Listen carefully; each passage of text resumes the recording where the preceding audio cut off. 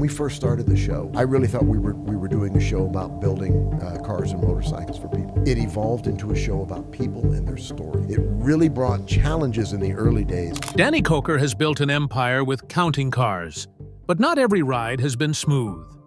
Some employees didn't just leave. They were shown the door for reasons that shocked even longtime fans. They are a magnificent shop. They build top-notch stuff, but this was something that was built on their show, and they had fallen victim to those deadlines. From shady deals to major letdowns, Danny finally breaks his silence on the 5 worst team members to ever walk through his garage doors. Let's dive into it. Early life and influences. Danny Koker was born in Cleveland, Ohio, but spent most of his childhood in Detroit, Michigan, a place known as the heart of the American car industry. Growing up in Detroit meant that cars were part of everyday life. Muscle cars roared down the streets, and car shows happened often. For Danny, this environment wasn't just background noise. It shaped him. His father, Danny Koker Sr., had a big impact on his life. He was a talented musician who toured with famous groups like the Cathedral Quartet. Music filled the house, but so did the sound of engines. His father was also a car lover, and that passion passed down to Danny at an early age. As a teenager, Danny spent most of his free time around cars. He loved getting his hands dirty under the hood. He fixed up old vehicles and brought them back to life. While other kids were focused on video games or sports, Danny was all about classic rides. His love for old-school muscle cars, choppers, and hot rods only grew stronger over the years. Danny's love for cars started young, but it would take years before he found his true calling. Little did he know that his biggest break would come from the most unexpected place. In the early 1990s, Danny moved to Las Vegas. While cars were his passion, he also had a strong interest in entertainment. He became a local TV personality known as Count Cool Rider. The show was a late-night horror movie segment where Danny, dressed like a rock and roll vampire, introduced old horror films to viewers. It was cheesy, over the top, and packed with personality, and it made him a small cult icon in Vegas. But while Count Cool Rider got laughs, Danny never stepped away from cars. He started a custom shop called Count's Customs, originally to take care of his personal collection. Over time, people started to notice his one-of-a-kind builds. Danny didn't just restore cars, he transformed them. His style blended respect for the classics with bold, rebellious touches. Flame paint jobs, low-slung stances, and roaring engines became part of his signature. Word spread fast in the Vegas scene. Celebrities, collectors, and car lovers began coming to Count's Customs, hoping to get a piece of Danny's magic. He was a true gearhead who never followed trends. He created his own rules, and people respected that. Danny was building his reputation one custom car at a time, but fame was still far away. Everything would change when he got a phone call that would put him on national TV. Danny's big TV break came thanks to another hit show, Pawn Stars. Since Count's Customs was located not far from the famous gold and silver pawn shop, Danny began appearing on the show as an expert on cars and Amanmiti motorcycles. Anytime the Pawn Stars team needed advice about a vehicle, they called in Danny. His knowledge, charm, and no-nonsense style made him a fan favorite. Producers noticed how much viewers liked Danny, and the idea for a spin-off was born. In 2012, Counting Cars made its debut on the History Channel. The show followed Danny and his team at Count's Customs as they restored, customized, and brought old vehicles back to life. From the very first episode, Counting Cars stood out. It didn't rely on fake drama or forced storylines. Danny's love for cars was real, and it showed. Viewers connected with the passion, the creativity, and the personalities in the shop. Danny treated his team like family, and each episode felt like a day hanging out in the garage with close friends.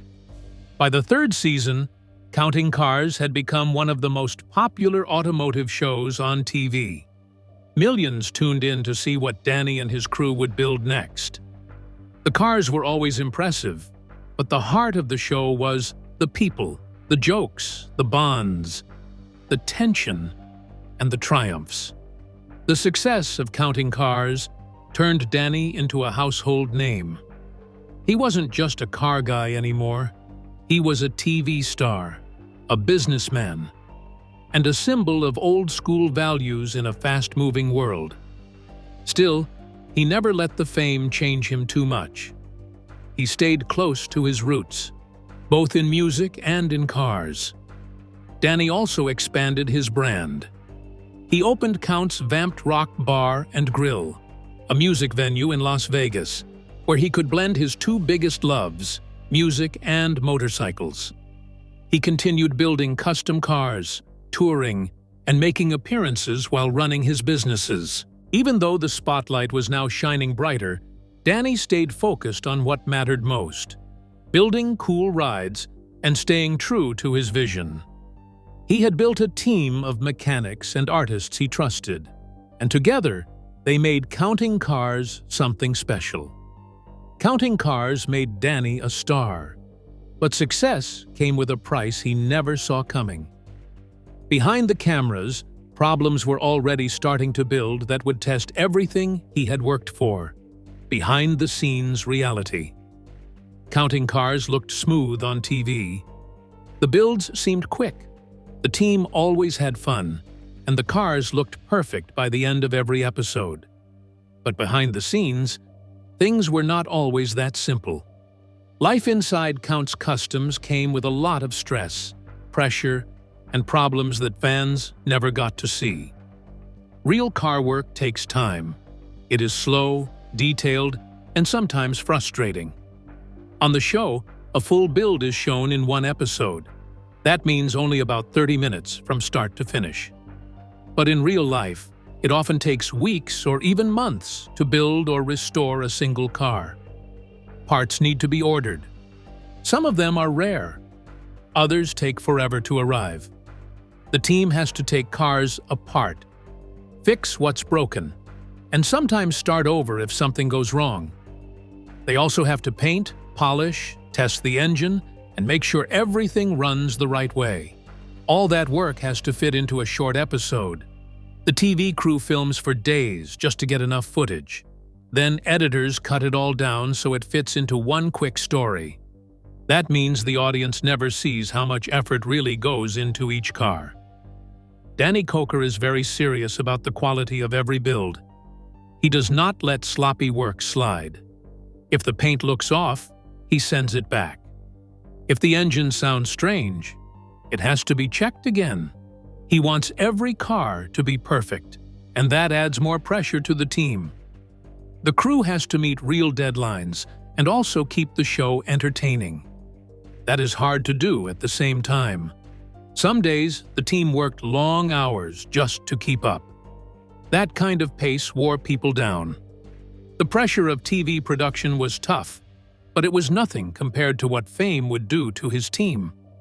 Soon, Danny would learn that not everyone could handle being in the spotlight. When the show started, Count's Customs was a small shop. The workers were like a close family.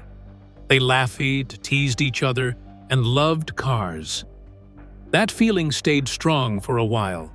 But once the show took off, everything changed. The shop became famous overnight. Tourists from all over the world started showing up. Fans wanted to see the shop, meet the crew, and take pictures. Some fans waited outside all day. Others knocked on the doors while the team was trying to work. At first, it felt nice to be loved. But over time, it became a problem. The shop was not just a business anymore, it was a tourist stop. The crew could not work in peace. The noise, the photos, and the questions slowed everything down. Fame also changed how some people on the team acted. When TV cameras started rolling, a few workers acted different. Some liked the spotlight too much. Others wanted more credit or more money. Ego became a problem. Tension grew between co-workers who used to be friends. Danny had to deal with all of it. He was the boss, the face of the show, and also a builder with high standards. But now, he also had to manage the pressure of TV production, fame, and growing business needs. It was a lot for one man to carry. As the shop grew more popular, Danny opened other businesses. He launched a rock bar, sold gear with his brand on it, and made public appearances. That added even more to his plate. Legal problems followed too. A few old workers filed lawsuits.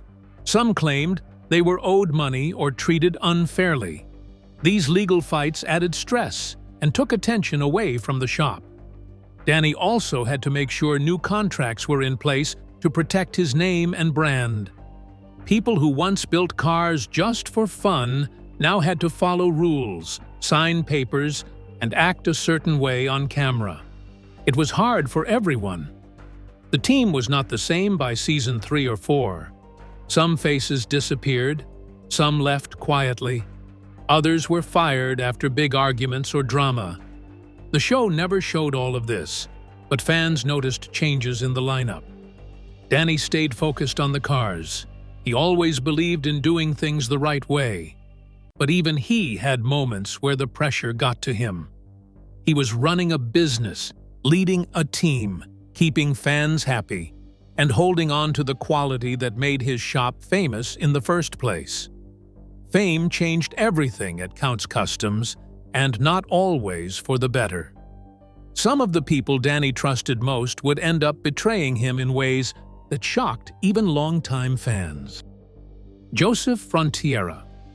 One of the biggest behind-the-scenes shocks in Counting Cars history came from someone most viewers never saw on screen. His name was Joseph Frontiera, and while he was not building or painting cars, he played a very important role at Count's Customs. He worked as the company's bookkeeper. That means he handled the money, paying bills, managing payroll, and keeping track of business expenses. At first, everything seemed fine. Joseph was trusted with a lot of responsibility. But over time, strange things started to happen with the shop's finances. When Danny and his team looked deeper, they found something serious. Joseph had stolen money from Count's Customs, more than $75,000. The way he did it made things worse.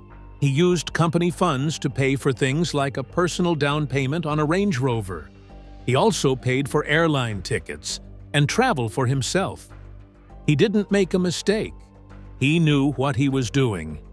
To pull it off, he even forged Danny Koker's signature. He created fake records to cover up what he took. When Danny and the team found out, they were furious. This was not just a small error or a slip-up. It was a betrayal. The money that could have gone into builds, payroll, or business needs was spent on luxury items for someone who was supposed to protect the shop's finances. In 2016, Count's Customs took legal action. They filed a lawsuit not only against Joseph Frontiera, but also against the staffing agency that had placed him there, Randstad USA. The shop claimed the agency failed to properly check his background.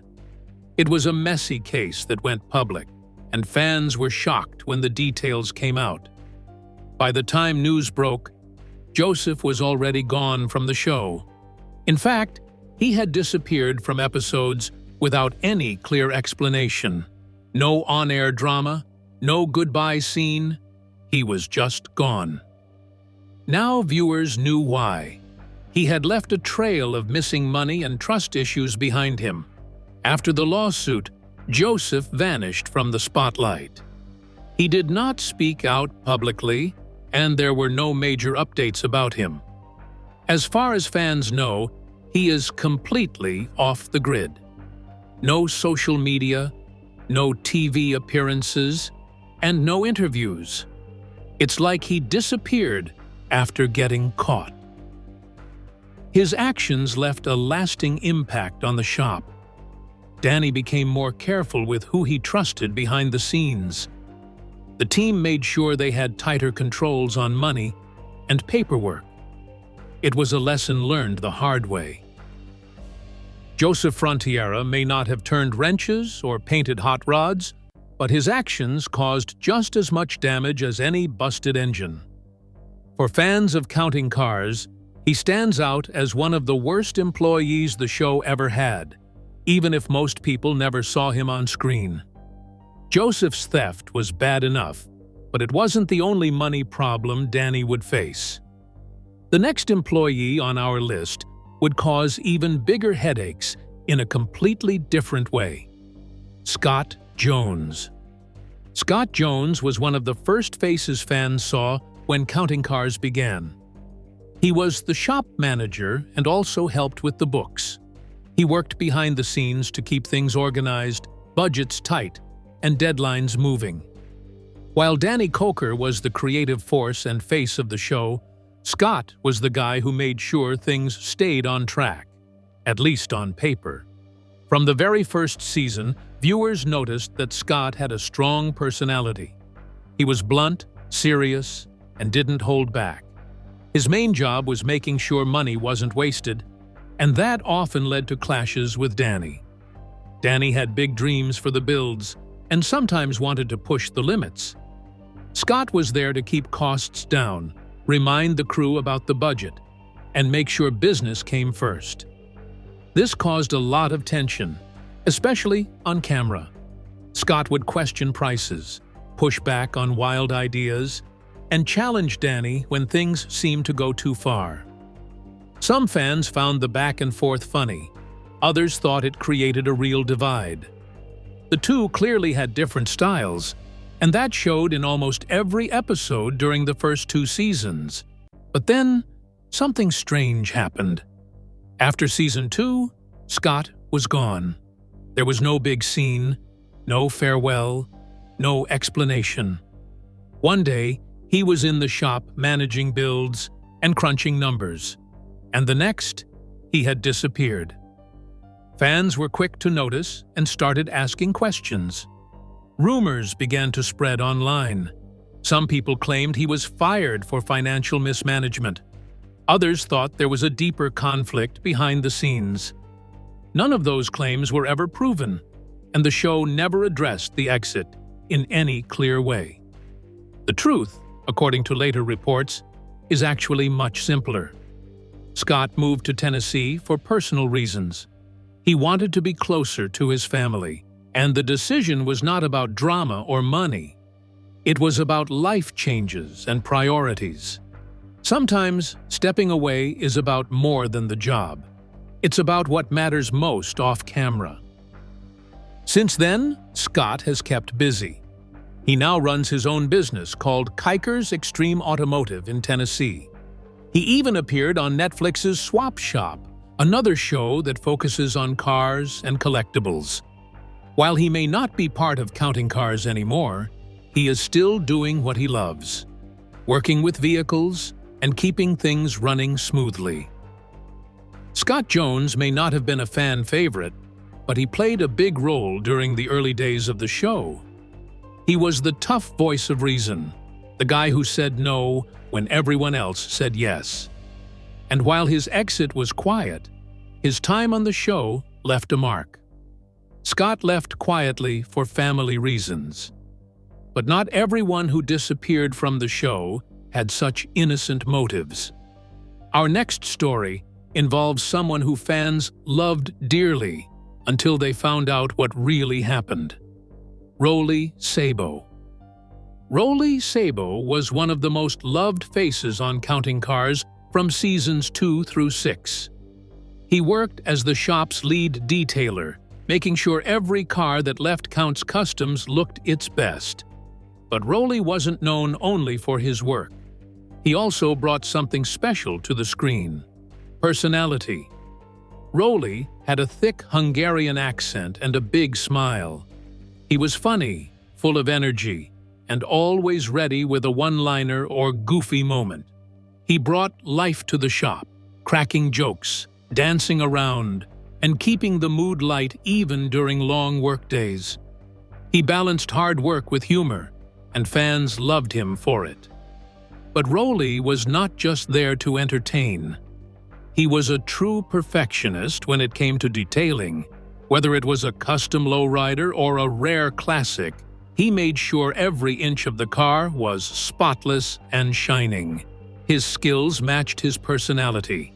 The crew respected him, and the fans couldn't get enough. By season 4, Rolly had become a fan favorite. Viewers talked about him on social media, shared his funniest moments, and admired his attention to detail. He was one of those rare cast members who made the show more fun without ever feeling fake.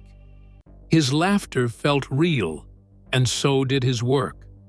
Then, something unexpected happened. In 2017, news broke that detailing equipment had gone missing from the shop. It was not just a small tool or two. Thousands of dollars worth of professional gear had vanished. And soon after, Rolly was gone too. He disappeared from the show without warning or explanation. One week he was there, polishing cars and making jokes. The next, he was missing from the crew. No on-screen goodbye. No mention of what happened. Just silence. Later, word spread that the missing equipment may have been tied to Rolly. There were quiet whispers that he took the tools and never returned. Count's Customs never made an official public statement. But the timing of his exit and the theft raised questions. For fans, the sudden loss of Rolly was a shock. Many didn't believe he could be involved in something like that.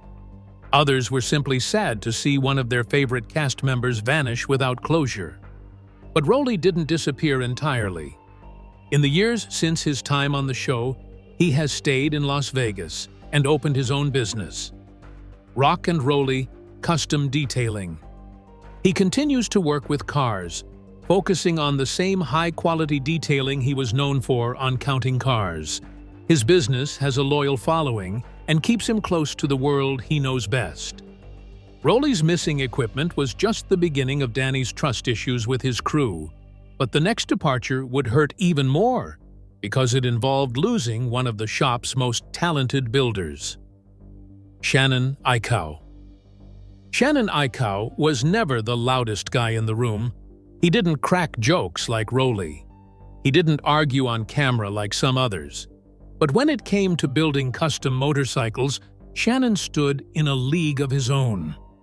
He was calm, focused, and insanely talented. Every line he welded and every bike he touched carried his personal stamp of quality. He was one of the true artists in the shop.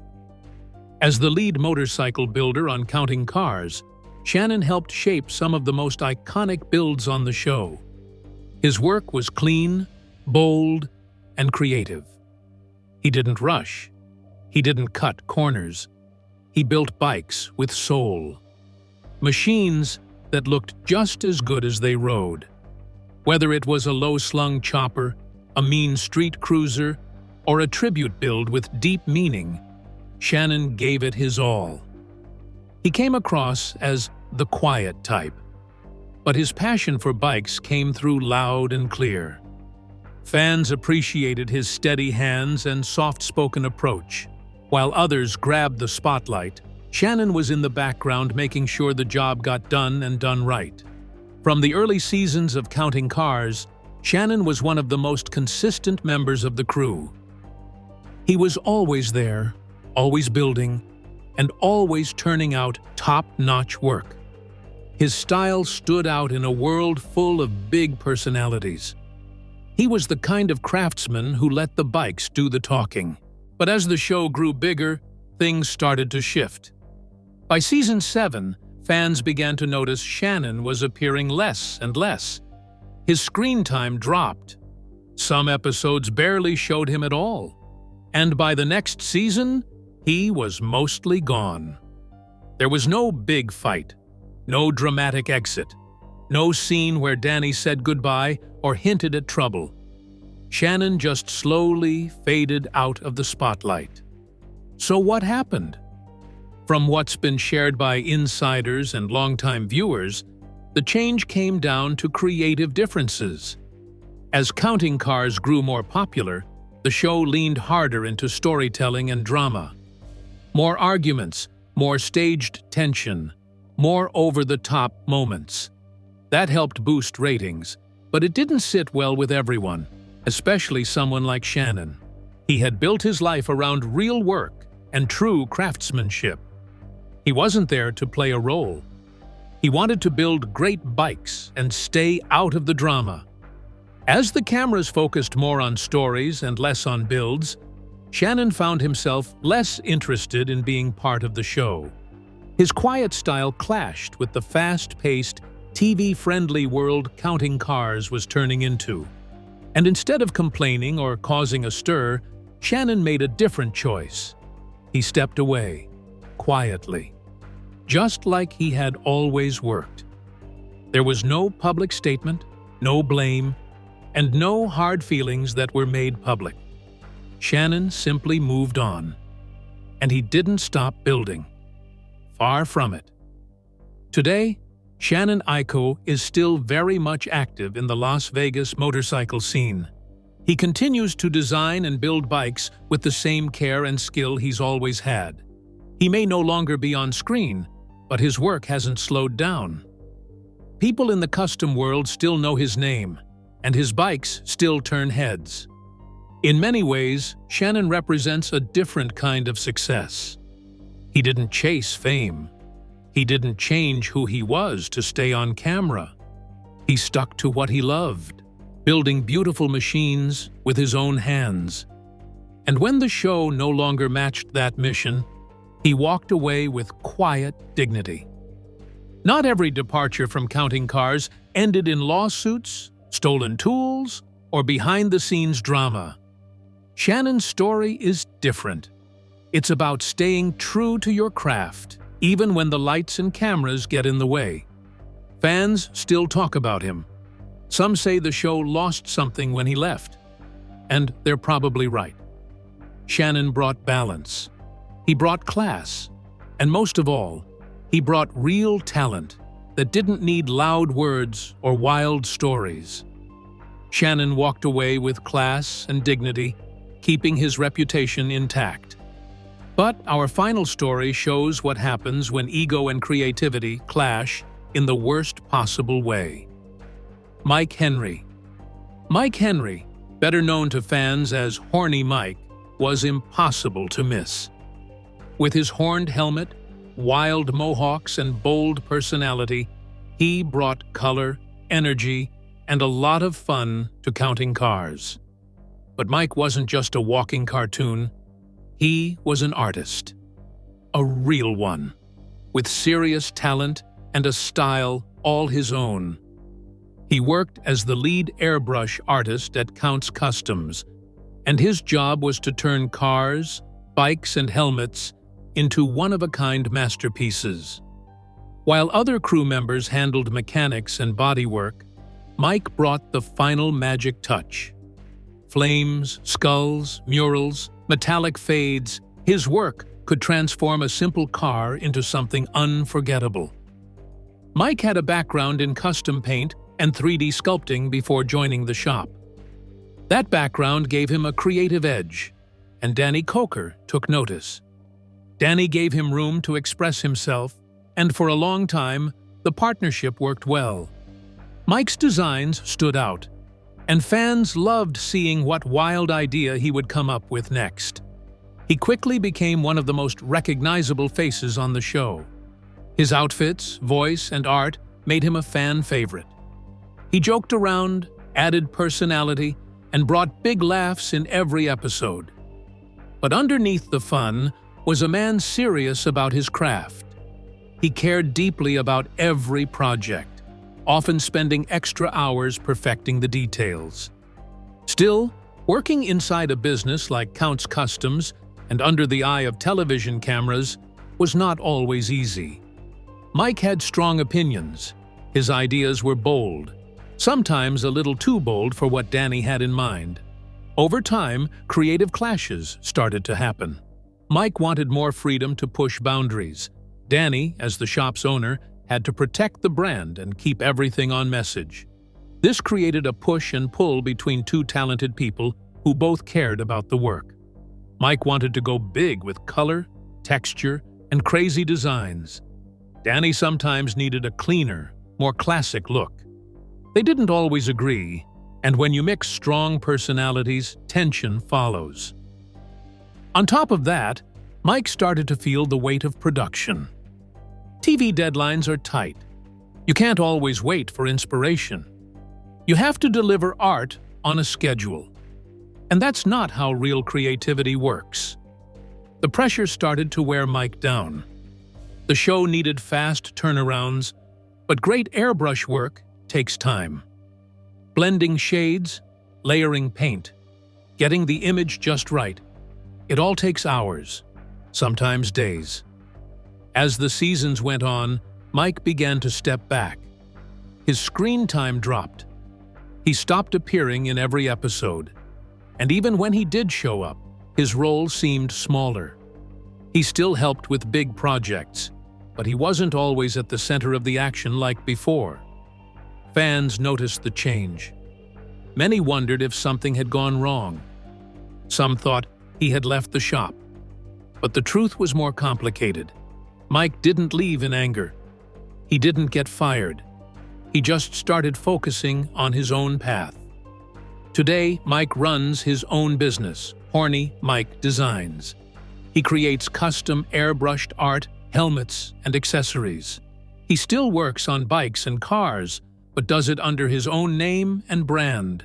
He makes appearances at car shows, fan events, and even other TV spots. He is still very active in the world of custom design. Even though he moved more into his own space, Mike still keeps a connection with Count's Customs. He's not fully gone. He still pops in for special projects and helps when needed. There's no bad blood, just a shift in focus.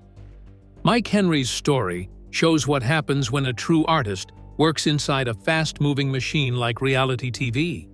He gave the show color, style, and unforgettable flair. But staying true to his art meant stepping back from the spotlight. Fans still remember his wild horns, bold lines, and bright energy. He helped shape Counting Cars in its best years, and his designs left a mark that's still hard to miss. From embezzlers to artists who needed space, these former employees shaped Counting Cars in ways fans won't forget. Some exits were messy, others quiet, but all left a mark. Want more behind-the-scenes stories from your favorite shows? Like, share, and subscribe so you never miss what TV doesn't tell you.